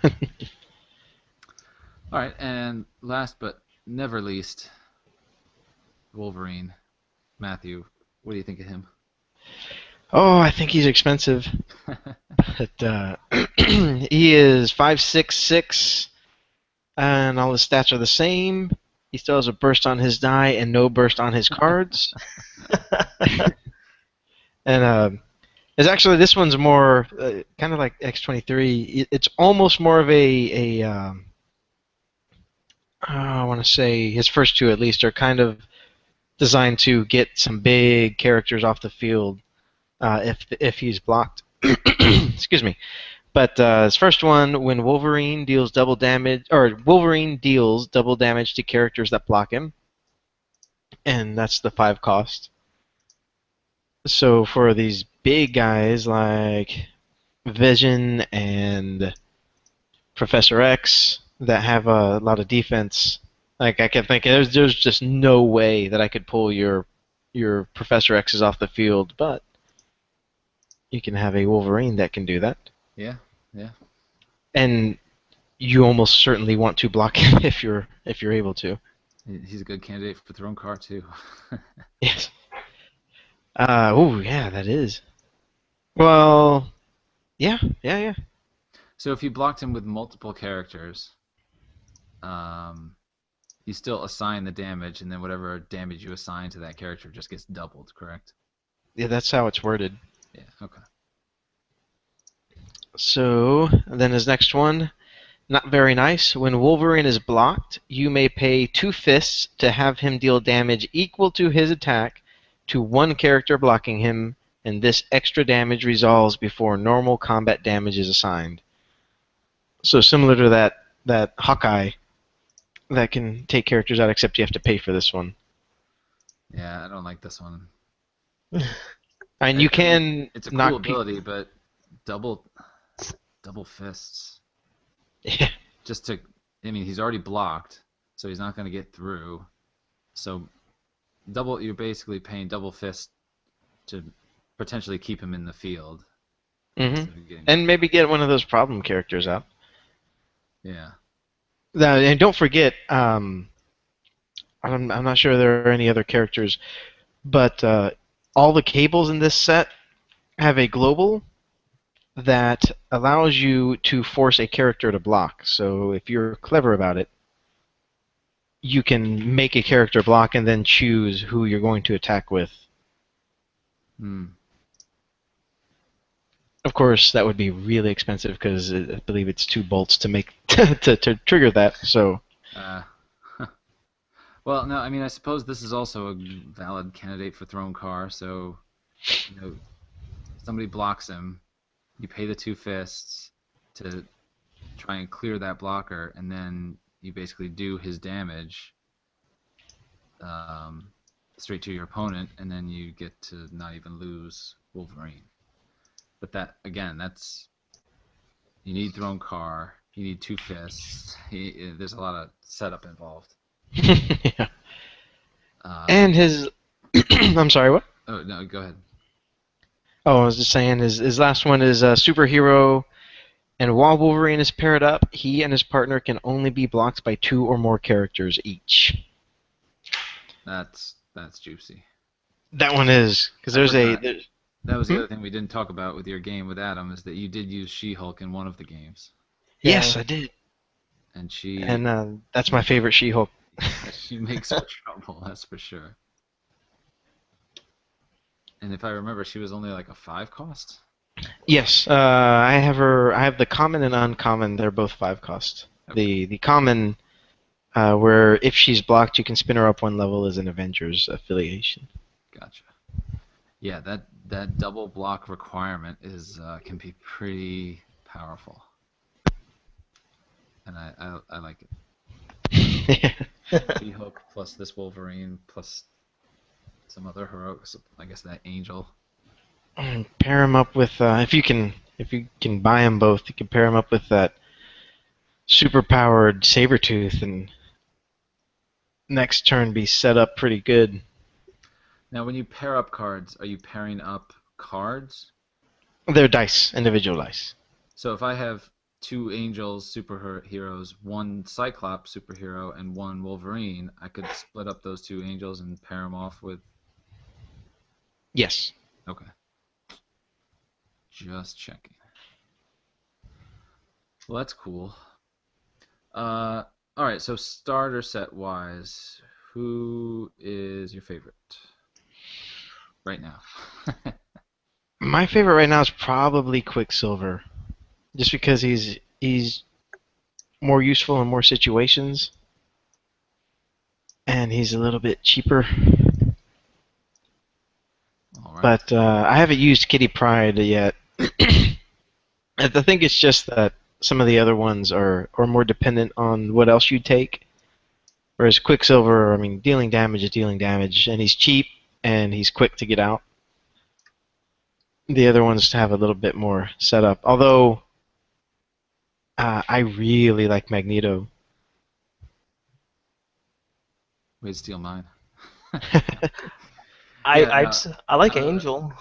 I was just looking, and I was gonna say Kitty Pryde, but then I was like, no, I really just like Magneto, Will to Live too much. That's so Will nice. to Live is nice. Is that what you're going with, Adam? I like Angel. Oh, okay. I'll be different. I like that he's threes across the board to purchase, and it gives you a little extra for your sidekicks. Yeah. Um, and yeah, I definitely look forward to trying him out, being the cheapest superhero, pairing him up with somebody else. Yeah. Um, Yeah, I really doubt they're going to put a two-cost superhero in there. right. Hmm. Unless it had like no ability, but I don't even think they would bother because then Even then, that probably makes the other guys too much. yeah, yeah, agreed. So yeah, there's your starter set characters. Next time we will talk about the action cards, um, but a really good starter set. I mean, even just with the starter set, you got a lot of good stuff right there. And if you're combining sets, it just opens up all new avenues of being able to combine those cards. Yeah, but no burst ability for Wolverine, so keep keep reaching for that burst Wolverine. All right. Well, yeah, I think we might actually clock in just under 2 hours this episode, which feels short for us, but no, that's probably not a bad thing at all. Um, so I will start by saying just generic podcast info. Please email us, bachelorsofdice@gmail.com, with any thoughts or feedback or comments or questions. We're happy to answer any questions you may have. You can also get in touch with us on our Facebook page. I've gotten some messages there. Bachelors, you basically just search for Bachelors of Dice and you can find us there. Um, we're actually, we are over 100 likes on Facebook also, which I don't know if that is a milestone. I think I'm treating it as a milestone. It felt like a good one. I agree. And really, I would say easily half of those likes came within, over the course of the weekend that Matthew was doing all the spoilers from the WizKids Open event. So once again, nice job providing all that information, and thank you on behalf of the Dice Masters community. Oh, it was fun to do. It was fun to try and get everyone whipped up into some excitement. Um, so yeah, we're on Facebook. We have a YouTube page where we post all of our live game or all of our versus games. Which that was another thing I wanted to touch on is that somebody mentioned anytime we mention having a versus game, they think that we're playing a versus stone game. uh, So now that that is a new, that is coming back to fruition, I don't know if we're going to have to change what we call that. So that's just something to think about for the future. But for now, we're calling them versus games, and you can check out our YouTube page at www.youtube.com//Bachelors of Dice. And then yeah, look for more versus games in the future. Adam posts stuff on Twitter, right? You're yep. At Dice Masters Game. Yes. Okay. And do you think you could get some updated playmats for the doubles? Definitely. Okay. Because yeah, I think if you just did reverse that one, that would be super awesome, and I would certainly buy a couple myself. I think one of the Oh, go ahead. real is, but there's a plasticky material that it's not the mouse pad stuff, but it's probably cheaper to print on that would roll up real nice, and I can't think of what it's called.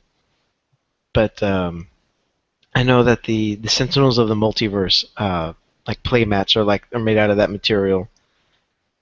Okay. But it's more of a flat plastic that rolls up easily, and it's real thin. That'd probably be better for if you were going to make a real long mat. I would imagine that's cost prohibitive for the mouse pad material. Yeah, maybe. That's a good point. And then the other question is like people are asking for transit zone on their playmats. Do you think that's going to become a thing?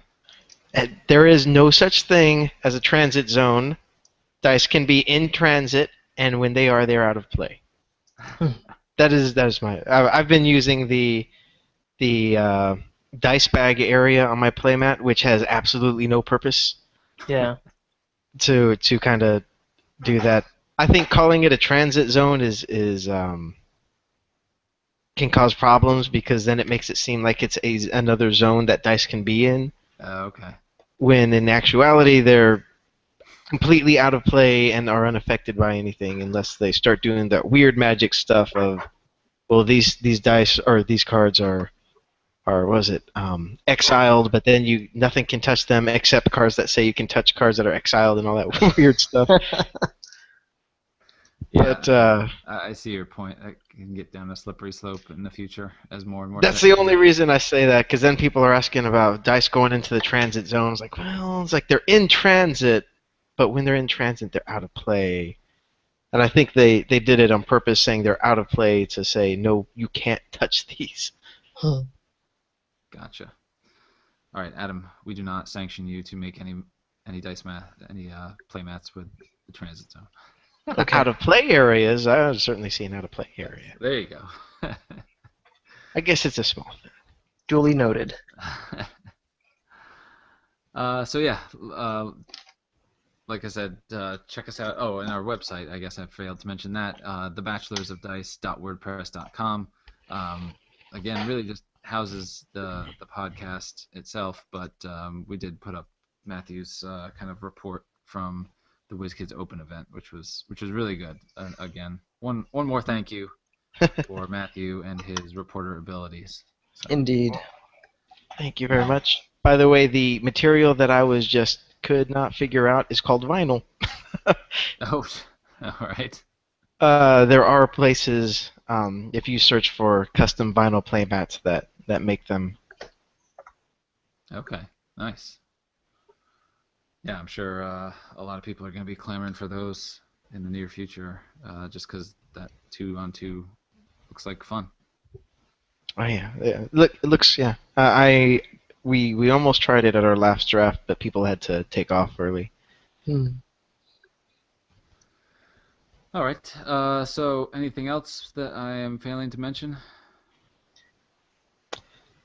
No, other than everyone should go see Guardians of the Galaxy if they haven't yet. Adam? I'm sorry, I still haven't seen it yet. Oh my gosh. The Agents of Shield premiere was fantastic. Yes, it was. I agree with that statement.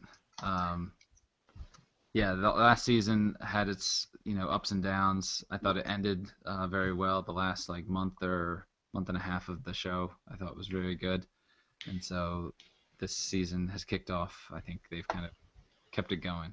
And I would say if someone's jumping on Agents of Shield right now, they should probably at least try to watch the last few episodes. So they don't do a whole lot of explaining the backstories whenever they jump right in there. That is They true. just kind of go straight to new story and assume that you remember everything or that you've seen everything. Yeah, That's and good to know because I haven't seen a single episode. So okay. you almost don't need to bother with the ones that aired before Captain America: Winter Soldier. Okay. But if you're looking to just fast track it, they're all Yeah, fun in their own way. I would probably start maybe like the episode before, or maybe 2 episodes before. There was a couple, I mean, that were good during the season too. Like there was one that was right after. Well, I was gonna say no, the one right after Thor came out, I thought was pretty good. The one that actually had Lady Sif was really good. Gravitron was good. Yep. Um, so yeah, there's definitely a smattering of episodes that were worth checking out. But if you were going to start watching, I agree with what Matthew said. Just kind of pick it up, maybe the last 3 or 4 episodes from last season, and then you're pretty much all caught up. And if you do that, don't worry, because apparently their budget ballooned. Oh yeah, I don't know. Just looking at the effects, the visual effects and everything were really well done on the villain, which I won't spoil if nobody has seen him. also a good point. Yeah. Um, one thing I noticed actually just today, I was looking it up. Uh, X-Men: Days of Future Past was the highest grossing comic book movie worldwide, whereas Guardians of the Galaxy was the highest grossing U.S. movie of the year thus far. Hmm. because I've seen a bunch of stuff about I've seen a bunch of articles about Age of Apocalypse, which isn't coming out for another 2 years or almost 2 years. Um, but there's already a lot of talk about it, and I was trying to figure out like how this hype is going to be sustained. Like I think they've even started like a viral site kind of unofficially for the movie as well. Um, One of the things is I haven't seen Days of Future Past yet, and I was thinking of getting the DVD, but if anyone hasn't heard of it, they are releasing an extended edition, but not till next year. That's supposed to contain, I think, 12 minutes of all the rogue scenes that they cut out. Okay, yeah. I did hear that as well. Actually, I thought I heard they were releasing it to the theaters like in the wintertime and then the DVD in the summertime. Oh, that I don't know. I don't know if they just changed, if they might have scrapped the release, the theater release, and just they decided to do a DVD.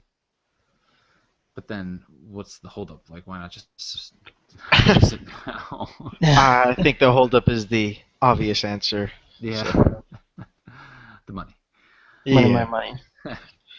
Or maybe that's part of their plan to kind of keep, like you said, keep that hype moving throughout the year a little bit. Yeah. They can have another release and. Because then at that point it'll be a year away, so yeah, maybe. And then also, since we're talking about movies, they did announce officially a Deadpool movie would be forthcoming in February of 2016, which is 3 months before the X-Men Age of Apocalypse movie comes out. And will also be rated PG-13. No. Which I guess they have to do, but I wish they didn't. Did they officially say that it was PG-13? I thought I had seen that, but maybe it's just people assuming. I hope not. I want them to make the Deadpool movie for me. Yes. I think one of the writers basically said, Wolverine sticks his claws in a guy and pulls out, but no blood, and that's how you get PG-13. So, don't worry, Sure. we can do Deadpool PG-13 and it'll still be fine. I mean, I don't know. I can understand both sides of the argument though. Maybe that'll force them to not delve too deep into the his dialogue being raunchy. Right. We'll have to be a little bit more clever with it, which could be a good thing for sure. Yeah. Mm-hmm. But it sounds like too that's going to share the X-Men universe, I think. As long as it doesn't share the X-Men Origins Wolverine universe, which needs to crawl in a ditch and die. Well, because that was a horrible, horrible, horrible version of Deadpool. I can't. Well, it was a horrible version of Deadpool up like only after. Well, after it was a good version of Wade Wilson. Yeah. Yeah. Well, do you want me to talk about Days of Future Past, or do you not want me to talk about it? I will leave you guys to talk about it. How about that? No, I won't talk about it then, because okay. We'll talk about it next time. Yeah. I'll watch it here. I think it's next month it hits. Yeah. I never got to see it in theaters. I really would like to. It's a couple weeks away, but it ties into Origins, I think. I got to watch it on the plane ride. I was like, I've already seen this, but I'll watch it again. Yeah, I flew a couple weeks ago, or like a month ago at this point, and got to watch Winter Soldier again, which really I just watched it through because I wanted to see the end credit scene again. I mean, I liked Winter Soldier by itself, but I really wanted to see the end credit scene, so that was cool. Yay, plane rides. All right, well, thanks for joining us. Obviously, we haven't been talking about Dice Masters for the past 10 minutes or so, but we like to talk about the Marvel Universe in all its glory, in all its money-making glory. But yeah, thanks for listening, and look for us in all of our media forums, Facebook, email, webpage, YouTube, all of it. It's good stuff, and we'll catch you next time.